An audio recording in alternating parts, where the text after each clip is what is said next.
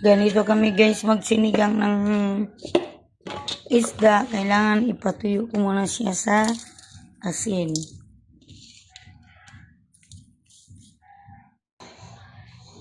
Ayan guys, so patuyuin ko muna siya. O ito guys, pinatuyo ko muna yung tilapia. Bawan ko na itong pinatuyo kong isda.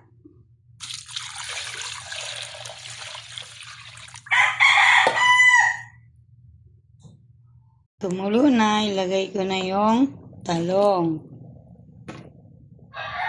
Ilagay ko na rin yung kangkong.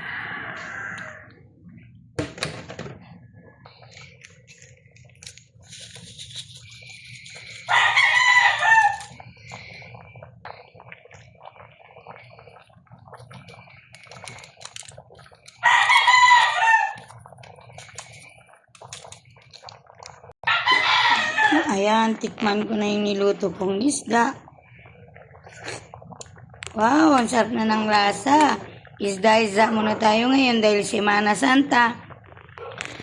Isda muna tayo guys. Pero ang sarap.